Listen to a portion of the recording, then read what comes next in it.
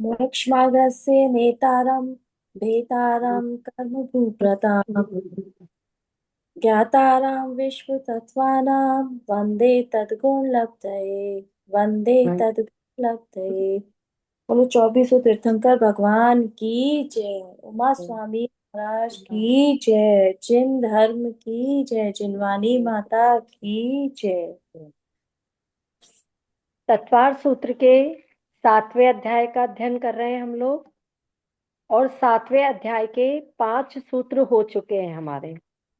तो 5 अध्याय में हमने सबसे पहले ये पढ़ा कि जो शुभ आश्रव है, उस शुभ आश्रव का मतलब कैसे उसका आश्रव कर सकते हैं हम, कौन कौन से कारण है जिससे हमारे को अच्छे कर्म का आश्रव हो सकता है।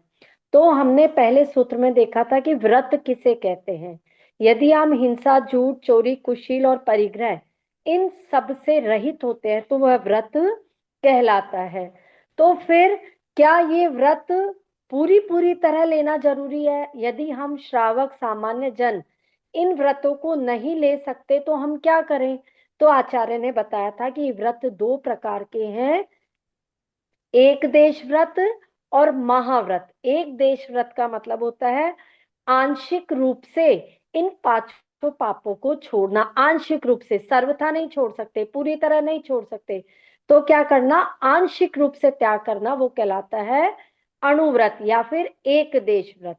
और महती, यहाँ है ना बाद में महती, महती का मतलब महान, महाव्रत। तो सर्व देश यानी सर्वता हर प्रकार से सभी प्रकार के पापों को छोड़ देना, वो कहलाता है महाव्रत। तो 5 ही अणुव्रत हो गए, 5 ही महाव्रत हो गए। जो अणुव्रत है वही महाव्रत है। बस अगर सारा सकल रूप से छोड़ देंगे तो महाव्रत हो जाएंगे, आंशिक रूप से इसको 5 पापों को छोड़ेंगे तो वह अणुव्रत कहलाएंगे। अणु मतलब छोटा, छोटे रूप में, और महाव्रत का मतलब बड़े रूप में। फिर अब ये जो व्रत हैं इनमें स्थिरता बनाए रखने के लिए क्या बताया था कि 5 प्रकार की भावनाएं होती है। हर व्रत के लिए 5 5 प्रकार की भावनाएं हैं। तो हमने ये भी पढ़ लिया था कि अहिंसा व्रत के लिए कौन सी 5 भावनाएं बताई थी? वचन गुप्ती, मनोगुप्ती, ईर्ष्या समिति, आदान निक्षेपण समिति और आलोकित पान भोजन यानी सूर्य के प्रकाश में ही भोजन करना।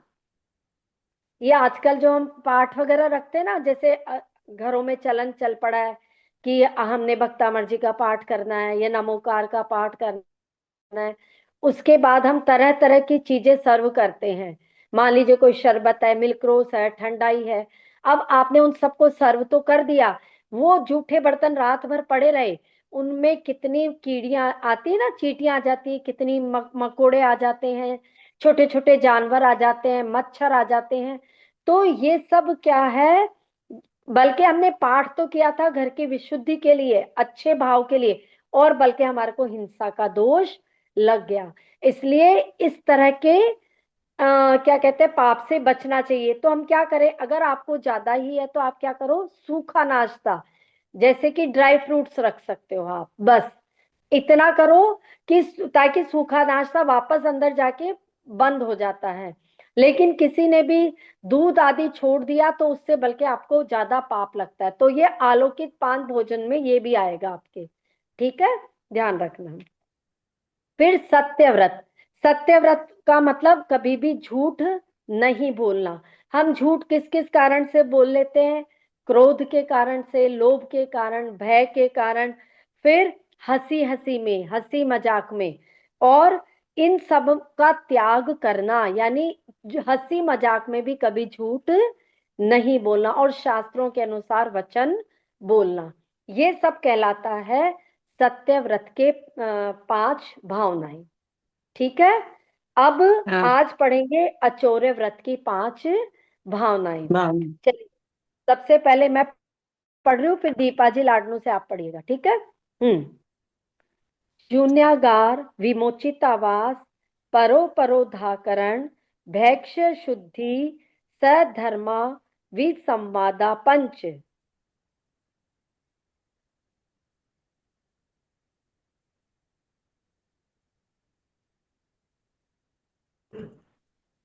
शून्य शून्य शून्यागार विमोचतावास पर परोपराधिकरण भेक्ष शुद्धि सधर्मा विश्व संवादा पंच।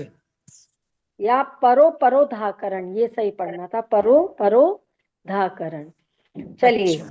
इसमें ये है अचौर्य व्रत। पहले अचौर्य व्रत समझते हैं कि क्या होता है। यानी बिना किसी की भी चीज दिए हुए ग्रहण कर लेना, ले लेना, वह क्या कहलाएगा? चोरी कहलाएगा। बिना किसी की, अगर हमने कोई चीज किसी ने दी नहीं और हमने ले ली, तो वो कहलाएगा चोरी। तो अब चोरी का विपरीत क्या होता है? अचौर्य, यानी चोरी नहीं करना। तो इसके लिए 5 भावनाएं दी है। ये 5 भावनाएं साधुओं के लिए तो है ही, लेकिन हम भी यदि इनका पालन करना चाहें आंशिक रूप से, तो हमारे को भी किसी प्रकार का कोई दोष नहीं है। नहीं। ये आएगी अचौर्य व्रत की भावनाएं। तो पहली भावना देखो, यहां से शब्द निकालते हैं, शून्यागार। हम्म। ठीक है। दूसरा शब्द विमोचितावास। तीसरा परोपरोधाकरण। फिर भैक्ष शुद्धि। और सधर्मा विसंवाद। ये फिर आया है बाद में पंच, यानी 5। ये 5 प्रकार की भावनाएं हैं। अब एक एक भावना को हम ढंग से समझते हैं। देखिए, मुनि महाराज जब हमारे यहाँ आहार करने आते हैं, श्रावक के घर आते हैं, तो क्या वो हमारे यहाँ पे ठहर जाते हैं? क्या वो कहते हैं कि मैं यहीं विश्राम कर लेता हूँ, आज रात्रि विश्राम यहीं कर लेता हूँ, सुबह चले जाऊंगा? क्या ऐसे करते हैं, बताइए? नहीं। नहीं करते ना। वो चले नहीं। जाते हैं। क्यों चले जाते हैं? ये यही कारण है कि अगर वो रात्रि विश्राम हमारे यहाँ कर लेंगे, तो उनको चोरी का दोष लगेगा। वो कैसे लगेगा, ये देखते हैं हम। पहला आ रहा है शून्यागार। शून्यागार का मतलब होता है आगार। आगार का मतलब होता है घर, आवास स्थान। और शून्य, वह आवास स्थान जो शून्य हो, जहां कोई भी नहीं रहता हो। तो ऐसा कौन सा आवास है जहां कोई नहीं रहता है? होते हैं बहुत सारे आवास जहां पर कोई नहीं रहता, जैसे पर्वत हो गया, गुफा, वृक्ष हो गया, वृक्ष की कोटर। अभी थोड़े दिन पहले आपने देखा होगा, तो एक हम्म। प्रतिमा जी के दर्शन आए थे, पदमपुरा के आसपास के ही हैं, कि एक हम्म। पेड़ बना हुआ है, पेड़ के नीचे मतलब वो हाँ, लगा हुआ कोटर, उसमें प्रतिमा जी महाराज। विराजमान है उसमें, है ना? देखा था किसी ने? मैं तो महाराज के दर्शन कर रहे थे, उसमें क्वार्टर में बैठे हुए थे महाराज जी, मैं तो उसमें। हाँ, महाराज बैठे थे। तो कोटर नदी पे, नदी के तट पे, या कोई निर्जन वन है, शून्य बिल्कुल स्थान है जहाँ कोई नहीं है, तो ऐसे स्थानों पे रहना वो कहलाता है ये मतलब शून्यागार का मतलब ऐसी जगहों पर साधु मुनि रहते हैं, अपनी त्याग तपस्या करते हैं, अपना ध्यान करते हैं। ठीक है। ये एक प्रकार की भावनाएं हो गई। ऐसी जगहों पर पहले के जो थे ना चतुर्थ काल के मुनि, वो वैसे ही जगहों पर रहते थे। लेकिन आजकल के मुनि क्या है, देखो, अब क्या जंगलों में कोई जाता नहीं, नदियों से पार करके कोई जाता नहीं, और मुनि हमारा कल्याण करना चाहते हैं, तो वो जंगल आदि में तो नहीं रहते, लेकिन वो शहरों में रहते तो हैं। तो वहां पर भी कहाँ कहाँ पर रह सकते हैं, तो उसकी बात यहाँ पर आई है। तो दूसरी आया है विमोचितावास। आवास का मतलब तो वही रहने का स्थान। और विमोचित, विमोचित का मतलब होता है छोड़े हुए, यानी जो दूसरों ने कोई छोड़ दिया है जो आवास, उस आवास को कहते हैं विमोचित आवास। जैसे कोई गांव का गांव है, कोई ऐसे नगर है, कोई शत्रु है जिन्होंने नगर के नगर खाली करवा दिए हैं, जहां कोई नहीं रहता, उसको बोलते हैं विमोचिता वास। अब ऐसी जगहों पर रहने से क्या होता है, साधु के अंदर, देखो, जो यदि कोई किसी घर का स्वामी है, तो उसको क्या लगेगा कि भाई यह तो मेरा घर है। या कहीं मुनि के मन में ऐसा ना आ जाए, उस घर के प्रति स्वामित्व पने का भाव ना आ जाए, इसलिए ऐसी बात आचार्यों ने लिखी है कि कहाँ रहना चाहिए चतुर्विद संघ को? किसी के द्वारा छोड़े गए घरों में, नदी पे, तट पे, पर्वत पे, वृक्ष पे, कोटर पे, ऐसी जगहों पे रहना चाहिए जहां पे उनके स्वामी पने का भाव नहीं आए। ठीक है। फिर परो परो धाकरण, इसका मतलब है यदि कोई मुनि महाराज आरिका जी कहीं पर रह रही है और कोई दूसरा भी आकर वहां पर ठहरना चाहता है या वहां पर आकर के रहना चाहता है तो उसको ठहरने के लिए मना नहीं करना। ठीक है। उसको अपने स्थान पर रहने की वो परवानगी दे देना, यानी उनको रोकने के लिए मना नहीं करना, वो कहलाता है परो परो धाकरण। दूसरे को भी रुकने से मना नहीं करना। आया समझ में? ये कहलाएगा परो परो धाकरण। चलिए, फिर है भैक्ष शुद्धि। भैक्ष शुद्धि के मतलब का अर्थ है शास्त्र के अनुसार, जैसे आहारचर्या जो बताई है ना साधुओं की या फिर श्रावकों की, उसी अनुसार क्या करना, आहार ग्रहण करना। जैसे हमारे लिए अगर बताया कि दिन में 2 बार आहार करना, तो वैसे ही आहार करना, रात में खाना नहीं खाना। मुनि के लिए बताया कि 1 बार चर्या के लिए उठना है, उसमें भी अंतराय आदि को टाल करके करना है, नवधा भक्ति से आहार लेना है। ऐसे नहीं है कि बिना नवधा भक्ति के किसी के भी घर में जाकर के वो आहार ग्रहण कर लेंगे, ऐसा नहीं चलता है। पूरा उनको जब भक्त जो होंगे, शिष्य जो होंगे, वो उनको पूरी भक्ति पूर्वक बुलाते हैं कि हे महाराज जी, अत्र अत्र तिष्ठो तिष्ठो, आहार जल शुद्ध है, ऐसा कहेंगे, उनको उच्च आसन पर बिठाएंगे, तब जाकर के उनको आहार करने की छूट है, नहीं तो वो भी आहार नहीं कर सकते। तो ये सब किसके अंदर आता है, भैक्ष शुद्धि के अंदर। फिर वो आहार करने बैठ गए, तो वहां पर भी यदि किसी प्रकार का कोई अंतराय आ जाता है, जैसे कोई बाल आ गया, कोई छोटा सा कीड़ा मक्खी मच्छर आ गया, है ना, बहुत सारे प्रकार के अंतराय के कारण होते हैं। तो इन अंतराय के कारणों को टाल करके ही आहार ग्रहण करना, ये भैक्ष शुद्धि के अंदर आता है। फिर होता है सधर्मा विसंवादा। जो साधर्मी है, साधर्मी यानी श्रावकों के साधर्मी कौन, जो बाकी अन्य श्रावक है, जो हमारे जैसे पूजा करते हैं, पाठ करते हैं, पक्षाल करते हैं, है ना, वो हमारे साधर्मी हो गए। और मुनि महाराज के साधर्मी कौन हो गए, जो महाव्रतों का पालन कर रहे हैं, वो हो गए। तो अब क्या नहीं करना, धर्मा विसंवादा, साधर्मियों से विसंवाद नहीं करना, उनसे लड़ाई झगड़ा नहीं करना, बात बात में चिड़चिड़ नहीं करना, गुस्सा नहीं करना। बहुत छोटी छोटी सी बातें होती हैं जिनकी वजह से क्या होता है, धर्मियों में झगड़ा हो जाता है। मतलब मैं बताती हूँ, जैसे छोटी छोटी सी बातें, मंदिर में गए, वहां पूजा के बर्तनों को लेकर के, सामग्री को लेकर के, या फिर अभिषेक के कलश को लेकर के, धोती दुपट्टे को लेकर के, बैठने की जगह रखी। जगह को लेकर के, इन छोटी छोटी सी बातों में भी लोग क्या कर लेते हैं, झगड़ा कर लेते हैं, है ना। तो वो संवाद का कारण बन जाता है, झगड़े का कारण बन जाता है। ऐसे ही मुनि महाराज आदि में भी उनके जो कारण है, उनसे हो सकता है कि नहीं, ये कमरा मेरा है, नहीं ये मंदिर तो तेरा पंथी का, हम रहेंगे, या अमुक मंदिर में आप रहोगे, ऐसा इन बातों से।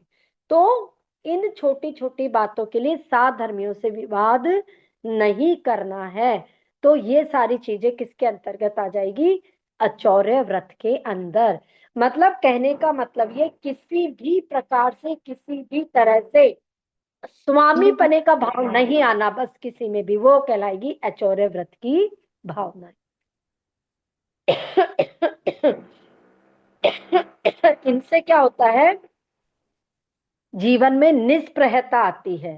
मन जो होता है वह मतलब क्या बोलते हैं, परिग्रह से अलिप्त रहता है। परिग्रह में मतलब, नहीं तो क्या होता है, ये यहाँ भी मैं रहूंगा, वहां पे भी मैं रहूंगा, या वो कहे ये धोती दुपट्टे मेरे हैं, ये कल में लेकर के आया था, आज मैं पहनूंगा, कोई और नहीं पहनेगा, तो उससे परिग्रह में लिप्तता आती है। तो उन सब से निष्प्रह रहने के लिए, दूर रहने के लिए आचार्यों ने ये भावनाएं बनाई हैं। ठीक है, ये आ गया समझ में सबको? आ गया? हाँ चलिए आगे बढ़े। हाँ। हाँ चलिए, सूत्र नंबर 7। हाँ प्रमीला जी, पहले मैं पढ़ रही हूँ फिर आप पढ़िएगा। स्त्री राग कथा श्रवण, तन मनोहरांग निरीक्षण, पूर्व रतानुस्मरण, रश्येष्ट रस, स्व शरीर संस्कार त्यागः पंच। पंच। स्त्री राग कथा स्वनत तन मनोहारांग निरीक्षण, पूर्व रतानुस्मरण, विशिष्ट रस, स्वशरीर संस्कार त्याग पंच। हाँ, अब ब्रह्मचर्य व्रत की भावनाएं। अभी तक हमने किस किस की पढ़ ली? अहिंसा की पढ़ ली, अहिंसा सत्य की सत पढ़ ली, सत और अचौर्य की अचौर्य। पढ़ ली, फिर अब हम पढ़ेंगे ब्रह्मचर्य व्रत। ब्रह्मचर्य व्रत का मतलब क्या होता है? ब्रह्म में ही रत रहना, वो ब्रह्मचर्य है। ठीक है, ब्रह्म में, और ब्रह्म क्या होता है? आत्मा में। अपनी आत्मा में ही रमण करना ब्रह्मचर्य कहलाता है। इसका जो मेन अर्थ है वो ये होता है, अपनी आत्मा के अंदर रमण करना ही ब्रह्मचर्य कहलाता है। ठीक है, अब इस व्रत के लिए 5 भावनाएं कौन कौन सी बताइए कि कब हम अपनी ही आत्मा के अंदर रमण कर सकते हैं, कब ध्यान कर सकते हैं, कब हम भगवान को पूरा मतलब आंतरिक रूप से कब ध्यान कर सकते हैं। तो उसके लिए 5 भावनाएं हैं। देखो शब्द निकालते हैं, पहले क्या क्या निकलता है यहां से। स्त्री राग कथा श्रवण, एक भावना। ठीक है, स्त्री राग कथा श्रवण। फिर दूसरी हो गई तन मनोहरांग निरीक्षण। फिर पूर्व रतानुस्मरण। फिर रश्येष्ठ रस। फिर स्व शरीर संस्कार। और यहाँ पे ये जो लास्ट में आया ना त्यागहा, ये त्याग शब्द सबके साथ में आ जाएगा। तो क्या बन जाएगा? स्त्री राग कथा श्रवण त्याग, तन मनोहरांग निरीक्षण त्याग, पूर्व रतानुस्मरण त्याग, रश्येष्ठ रस, सत्य। हाँ, रश्रेष्ठ रस त्याग, और स्व शरीर संस्कार त्याग। इस प्रकार से 5 प्रकार की भावनाएं ब्रह्मचर्य व्रत के अंतर्गत आती है, कि जिससे हमारा ब्रह्मचर्य भंग ना हो। तो ये देखो, पहला स्त्री राग कथा श्रवण, यानी स्त्रियों में अनुराग बढ़ाने वाली कथाओं का श्रवण का त्याग करना। यानी ऐसी कथाएं, ऐसी कहानियां, ऐसे किस्से क्या नहीं करना? सुनना नहीं, न किसी को सुनना न किसी को सुनाना, जिससे कि किसी का स्त्रियों के प्रति अनुराग बढ़े। देखो पहले की मैं आपको बात बताऊं कि जो नारद जी थे, और मतलब उन्होंने रुक्मणी के बारे में आकर के बताया था कि वो इतनी सुंदर है। अगर उन्होंने क्या बोलते हैं, अगर उस स्त्री को नहीं देखा तो क्या देखा, मतलब ऐसी ऐसी कथा कर करके वो सामने वाले को उकसाते हैं कि भाई आप उस स्त्री से जाकर के मिलो या देखो या उसके साथ रमण करो। इतना ज्यादा वो उसको उकसा देते हैं। इसलिए आचार्यों ने देखो, पहले की बातें पहले ही उन्होंने लिख दिया कि ऐसी कथाओं का श्रवण आदि नहीं करना। एक आपने मूवी भी देखी होगी, वो रानी पद्मावती की मूवी देखी सबने? उसमें उसने बदला लेने के लिए जो वहां का मतलब जिसको राज्य से निकाल दिया था, बदला लेने के लिए मुस्लिम राजा से जाकर के मिल गया और उसको बताया कि यदि आपने अपने जीवन में अगर रानी पद्मावती को नहीं देखा तो आपने कुछ भी नहीं देखा। उसने इतनी उसकी सुंदरता का बखान कर दिया कि वो पूरा जो वो युद्ध हुआ, और युद्ध में सारा सब कुछ नष्ट और भ्रष्ट हो गया एक स्त्री के पीछे। और रानी पद्मावती को जोहर करना पड़ा। सारी जितनी स्त्रियां थी उनको साथ में लेकर के वो जलती आग में कूद गई। तो बताओ, इसलिए मना करते हैं कि ऐसी कथाओं का जो स्त्रियों में अनुराग बढ़ाता है, स्त्रियों के प्रति आकर्षण बढ़ाता है, उनका त्याग करना चाहिए। फिर तन मनोहरांग निरीक्षण। अब स्त्रियों के जो मनोहर अंग होते हैं उनको देखने का त्याग। तन, तन का मतलब आ जाएगा यहाँ पर उनके, और उनके किसके पहले आ गया ना, क्योंकि स्त्री शब्द आ गया, तो यानी उनके। तो उनके जो मनोहर सुंदर सुंदर अंग होते हैं उनको निरीक्षण नहीं करना। देखो यहाँ पे देखना शब्द नहीं लिखा है, आचार्यों ने बहुत चतुराई से लिखे हैं ये शब्द निरीक्षण। निरीक्षण का मतलब होता है, एक तो होता है सामान्य अवलोकन करना, किसी से बात कर रहे हैं तो देखना, वो अलग चीज होती है। एक होता है निरीक्षण कि उसको एक टक से उनको देखते ही जाएं, उनको मतलब देख करके और अपने अंदर अनुराग पैदा करें, बुरे भाव पैदा करें, उस दृष्टि से मना किया है कि स्त्री के सुंदर या मनोहर अंग को देखने का त्याग। ठीक है। फिर तीसरा, पूर्व रतानुस्मरण त्याग, यानी पूर्व में जो भोग भोगे हुए हैं, जो भी कोई भोग भोगे है, चाहे स्त्री ने पुरुष के साथ, चाहे पुरुष ने स्त्री के साथ में, उनका बार बार में स्मरण नहीं करना। जैसे कई होते हैं कि शादी करने के बाद में वो ब्रह्मचर्य व्रत ले लेते हैं, तो शादी कर ली, ब्रह्मचर्य व्रत ले लिया, आप मुनि महाराज आदि बन गए, तो उनको बार बार में जो भोगे गए भोग उनको वापस वापस स्मरण नहीं करना। नहीं या कर श्रावक आदि है, उन्होंने कोई जो भी भोग आदि तो कर लिया है, लेकिन उनको बार बार में स्मरण में नहीं लाना। यदि कोई भोग भोगा है, ठीक है, उस समय किया, लेकिन बाद में उस चीज को याद नहीं करना। नहीं क्यों? कर ये हमारे को और ज्यादा भोगों की तरफ लेकर के जाते हैं। फिर उसके बाद में वृश्रेष्ठ रस त्याग, यानी वृश्रेष्ठ का मतलब हो गया वृष, वृष का मतलब तो हो गया गरिष्ठ भोजन। ठीक है।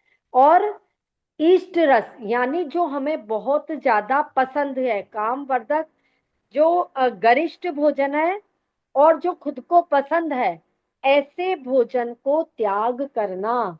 क्यों? क्योंकि जब हम खा लेते हैं, बहुत ज्यादा खाते हैं, तो एक तो नींद आती है, ठीक है, और दूसरा काम उत्तेजना बढ़ती है। तो इस देखो, जब उपवास रहते हैं, भूखे रहते हैं, तो किसी को याद आता है क्या कोई ये काम करना? नहीं याद आता है किसी को, क्योंकि पहले ही शरीर काम का नहीं है, तो ऐसी भोग भोगने की इच्छा नहीं होती। इसलिए कहा है कि अधिक मात्रा में खाना भी नहीं खाना, इष्ट जो भोजन है वो भी नहीं खाना, और गरिष्ठ भोजन भी नहीं खाना। क्यों? क्योंकि वो काम उत्तेजना को बढ़ाता है। तो इस भावना को बोलते हैं रसेष्ठ रस। फिर पांचवी भावना है स्व शरीर संस्कार त्यागा, यानी सजने संवरने का त्याग।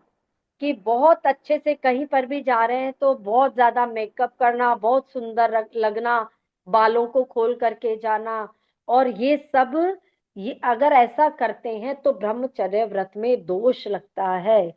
यदि हम कहते ना हमारा ब्रह्मचर्य व्रत है कि हमें सिर्फ हमारे पति के साथ भोग करने का नियम है, बाकी के साथ त्याग है, बट यदि हम ये सब काम करते हैं तो भी हमारे व्रतों में दोष लगता है। अब ये जो भावनाएं दी है ना, ये स्त्री को पुरुष के संबंध में लगा लेनी चाहिए और पुरुष को स्त्री के संबंध। इसलिए जैसे यहाँ पे दिया ना, स्त्री राग कथा श्रवण त्याग, यानी पुरुषों को स्त्री की से के प्रति अनुराग करने वाली कथा को त्याग। तो स्त्रियों को कैसा समझना चाहिए? तो पुरुषों में जो राग बढ़ाने वाली कथाएं है उनका त्याग। आया समझ में? स्त्रियों को पुरुषों के मनोहर अंग के निरीक्षण का त्याग, स्त्रियों को पुरुषों के साथ में जो बिताई हुई बात है या स्मरण है उनका त्याग, स्त्रियों को कामोत्तेजना बढ़ाने वाले या गरिष्ठ भोजन का त्याग, और सजने और संवरने का त्याग। पुरुषों को क्या भी नहीं सजना करना चाहिए। ठीक है। तो इस प्रकार से यदि इन पांच भावनाओं का पालन करते हैं तो ये क्या, हमारे ब्रह्मचर्य व्रत को दृढ़ बनाती है, सुदृढ़ बनाती है। अच्छा बताओ, नहीं तो महाराज जी क्यों कहते हैं कि आप जब चौके में आते हो तो कॉटन साड़ी डाल के आया करो, व्हाइट कपड़े पहन के आया करो? इसलिए कि जैसा तन पे कपड़ा पहनते हैं वैसे ही हमारे भाव होते हैं। जितने कलरफुल और वैसे कपड़े पहनते हैं तो हमारे भाव भी वैसे ही होते हैं। इसलिए साधु के सामने जब जाते हैं तो बहुत क्या बोलते हैं, हल्के कलर के कपड़े पहन करके जाना चाहिए। आहारचर्या भी वैसे ही देनी चाहिए। मंदिर जाते हैं तब भी हमें सिंपल सादा कपड़े पहन करके जाना चाहिए। क्यों? क्योंकि यदि हम किसी की व्रतों में दोष लगा रहे हैं, हमारी वजह से किसी का व्रत भंग हो रहा है, तो उसका दोष भी हमें ही लगता है, क्योंकि हम लगे निमित्त बन रहे हैं उसमें। इसलिए आया समझ में सबको? हम्म, चलिए आगे, सूत्र नंबर 8, चांदनी।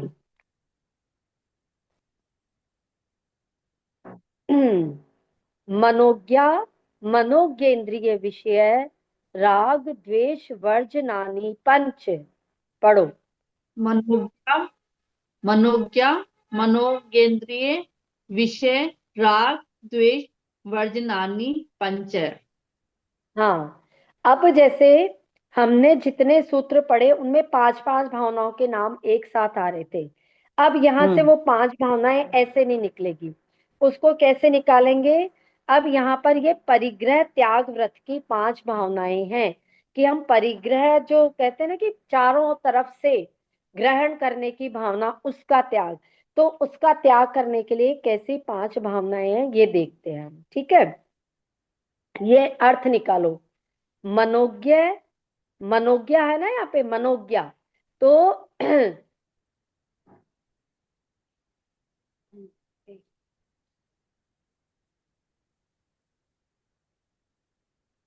हाँ, मनोज्ञा मनोगेंद्रिय, तो यहाँ से निकल जाएगा मनोज्ञ और अमनोज्ञ। फिर इंद्रिय, विषय राग द्वेष वर्जनानी पंच। यानी मनोज्ञ का मतलब तो हो गया जिसमें हमारा चित्त अनुरंजित रहता है, यानी जिसमें हमारा चित्त बहुत ज्यादा लग रहा है, जो हमें बहुत अच्छा लग रहा है, जिसमें हमारे को राग हो रहा है, वो हो गया मनोज्ञ, अच्छा लगने वाला। और अमनोज्ञ जो हमें अच्छा नहीं लगता है, ठीक है? तो अच्छा लगने वाला और अच्छा नहीं लगने वाले जो इंद्रिय के विषय हैं, जो हमें क्या बढ़ा रहे हैं, राग और द्वेष बढ़ा रहे हैं, उनका वर्जनानी, उनका त्याग करना ही ये पांच भावनाएं हैं। अब पांच भावनाएं क्या निकली? इंद्रियों से निकलेगी। इंद्रिय शब्द है ना, इंद्रियों से पांच भावनाएं कैसे निकलेगी? हमारी कितनी इंद्रियां होती हैं? पांच। पांच इंद्रियां पांच। होती है, ठीक है। हम्म, हाँ, पांच होती है। तो पांचों ही इंद्रियों के मनोज्ञ और अमनोज्ञ, यानी राग उत्पन्न करने वाले और द्वेष उत्पन्न करने वाले कारणों का त्याग करना ही क्या है? परिग्रह त्याग व्रत की भावना है। जैसे हम लेते हैं समझ लो गंध है ना, सुगंध है। अब वो गंध दो प्रकार की हो गई, अच्छी लगने वाली भी होती है। जैसे मान लीजिए हमारे को गुलाब के फूल है, उसकी खुशबू बहुत अच्छी लग रही है, हजारे की फूल की खुशबू बहुत अच्छी लग रही है, चमेली की अच्छी लग रही है। लेकिन वहीं कुछ ऐसी गंध है, मान लीजिए कोई चूहा मरा हुआ है ना, उसकी दुर्गंध आ रही है, वो हमारे को अच्छी नहीं लग रही है। तो वो अच्छी लगने वाली चीज का भी त्याग करना है और बुरी लगने वाली चीज का भी त्याग करना है। तो ये तो हो गई एक इंद्रिय, यानी हमारी गंध इंद्रिय, नाक, नासिका जो है, जिससे हमें गंध आती है। तो एक इंद्रिय के विषय में हमने क्या किया? अच्छा लगने वाला बुरा लगने वाले का त्याग किया। ऐसे ही रस, जिह्वा, जिह्वा से हमें कोई मीठा है, बहुत टेस्टी लगता है, यमी लगता है, तो हमें उस यमी पने को भी छोड़ना है। उस टेस्टी टेस्टी रसगुल्ला जो लगता है, मतलब खाया तो अलग बात है, लेकिन जो अच्छा राग उत्पन्न कर रहा था, मान लीजिए किसी को डायबिटीज है, और यदि वो उस रसगुल्ले को, मिठाई को ज्यादा ग्रहण करेगा तो क्या होगा? उसका शरीर बीमार हो जाएगा, और वो यदि बीमार हो जाता है तो जल्दी अपने आयु को खत्म कर लेगा। तो इसीलिए बताया है कि अच्छा लगने वाला भी, और जो कड़वा कषायला लग रहा था, जो हमारे को उसके प्रति क्या पैदा कर रहा था द्वेष भावना पैदा कर रहा था, उसका भी त्याग क्यों बताया? अब इसको भी समझो। जैसे महाराज जी है, वे किसी के चौके में गए, अब वहां पर करेले की सब्जी बनी है, दाना मेथी की सब्जी बनी है, ठीक है। और कोई सब्जी नहीं है, वो उनको मान लीजिए अगर वो सोच ले कि मेरे को तो कड़वा खाना नहीं है, मेरे को तो मीठा खाना है, अब क्या करेंगे, जो चौके में आया वही खाना ना। तो उनके इस द्वेष भावना का त्याग होगा ना, तो वो इस आहार को सहजता पूर्वक ग्रहण कर लेंगे, सरलता पूर्वक ग्रहण कर लेंगे। उस श्रावक का क्या नहीं होगा, अपमान नहीं होगा कि भाई आपने करेला क्यों बना दिया, महाराज का तो आहार ही नहीं हुआ। आपने दाना मेथी क्यों बना दी, महाराज का तो आहार ही नहीं हुआ। आपने आंवला क्यों बनाया, तो कषायला होता है, इसलिए महाराज कैसे भोजन करेंगे। तो यदि महाराज के या हम जैसे लोगों के भी, हम भी किसी के घर गए, उन्होंने मान लो ऐसी चीजें बना दी, तो हमारे अंदर भी यदि इस द्वेष भावना का, स्पर्श इंद्रिय की जो द्वेष भावना है उसका यदि त्याग होगा, तो हम आराम से वहां पर भी जाकर के भोजन करके आ जाएंगे। तब हमारा जाकर के ये परिग्रह त्याग व्रत जो है वो पूर्ण होएगा। ऐसे ही स्पर्श इंद्रिय का लगा लो कि स्पर्श हमारी त्वचा को अच्छा सुकून देने वाला, गर्मी में तो एसी अच्छा लगता है और ठंड में हीटर अच्छा लगता है, लेकिन इन दोनों का ही त्याग करना चाहिए। किसी के घर गए, मान लीजिए अब गर्मी है, उनके यहाँ एसी नहीं है, वो तो पंखे में ही रहते हैं और हमारे को आदत है एसी में रहने की। अब वहां जाकर के हम आकुल हो रहे हैं, व्याकुल हो रहे हैं, त्राही त्राही कर रहे हैं कि हमें गर्मी लग रही है, यहाँ अच्छा नहीं लग रहा है, चलो यहाँ से, बेचारे वो सामने वाला देख करके हमारे को परेशान हो रहा है। तो उसके मन में कितना विकल्प आएगा कि देखो आज मैं इनको सुविधा नहीं दे पा रहा हूं, तो ये मेरी वजह से परेशान हो रहे।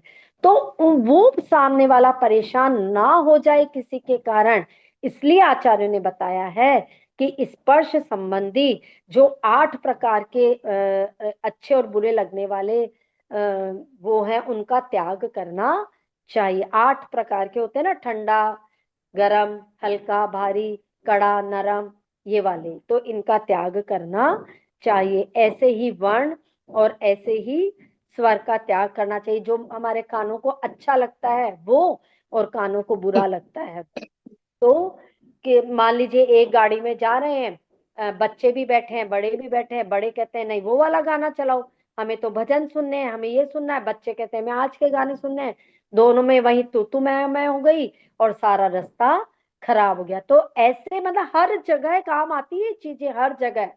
इसलिए इनको छोटे छोटे बातों को भी हम अगर अपने जीवन में अपना ले, तो हमारे घरों में भी हम क्या झगड़ों आदि से बच सकते हैं। आचार्यों की कही गई बात का भी पालन हो जाएगा, घरों में झगड़ा भी नहीं होगा। ये सोचो कितनी बार होता है कि इन छोटी छोटी वजहों से झगड़ा हो जाता है। कोई कहता है कि आज तो नहीं डोसा बनाना, और दूसरा कहता है दाल बाटी बनाना। अब क्या करे भाई, दाल बाटी बनाए कि डोसा बनाए, है ना। इसलिए रखना ही नहीं किसी चीज में राग रखना, ना द्वेष रखना। ठीक है, अगर सामने वाला दाल बाटी खाना चाहता है तो वही बना दो, हम भी वही खा लेंगे, क्योंकि हमारा तो उसमें न राग है ना द्वेष है, क्योंकि हमने रस का त्याग कर दिया उसमें।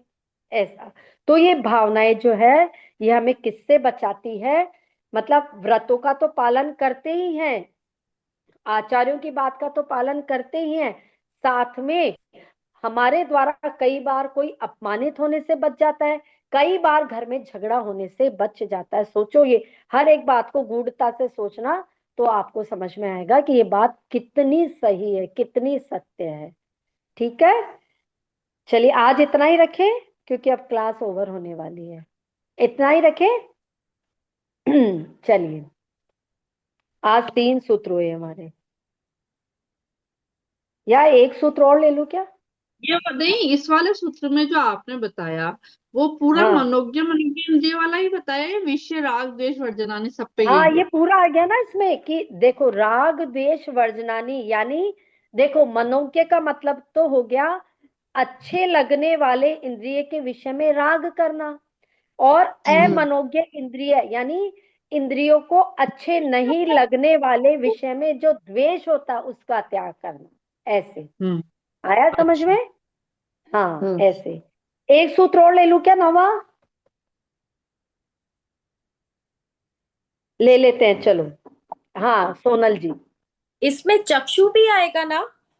हाँ सब आ गए ना इसमें, चक्षु भी आ गया, देखने वाले पांचों इंद्रिय के विषय, पांचों ठीक। इंद्रिय आ गई। चलिए नवा सूत्र। हिंसा दिश विहा मुत्रापाय वद्य दर्शनम। हिंसा दिश वहा मुत्रा पाया वद्य दर्शनम। देखो हिंसादि, ये ना, हाँ। हिंसा दिश बोलना है, हिंसा दिश विहा मुत्रा पाया वद्य दर्शनम। हिंसादिश विहा मुत्रा पाया वद्य दर्शनम। हाँ, यदि ये जो अब पूछा है कि 5 व्रतों में दृढ़ता के लिए, है ना, कौन सी भावना भानी चाहिए। अब ये 5 व्रतों की एक एक अलग भावना बता दी। अब इन 5 व्रतों में हम कैसे दृढ़ता ला सकते हैं, तो उसके लिए सूत्र दिया है कि ये जो हिंसादिक 5 दोष है ना, अगर इनमें हम रत रहते हैं तो उससे क्या होता है, इहा, इहा का मतलब यहाँ, इस लोक में, और मुत्रापाय यानी पारलौकिक में, अवद्य दर्शनम, ये क्या बोलते हैं इसको, एक सेकेंड, अवद्य का मतलब तो हो गया निंदा, ठीक है, निंदा का पात्र बनता है वो। और अपवाय का मतलब होता है विनाश करने वाली प्रकृति, यानी निंदनीय होता है कुल मिलाकर के। यदि कोई हिंसादि कार्यों में रत रहता है, हिंसादि 5 आ गई, अब उसमें हिंसादि में हिंसा, झूठ,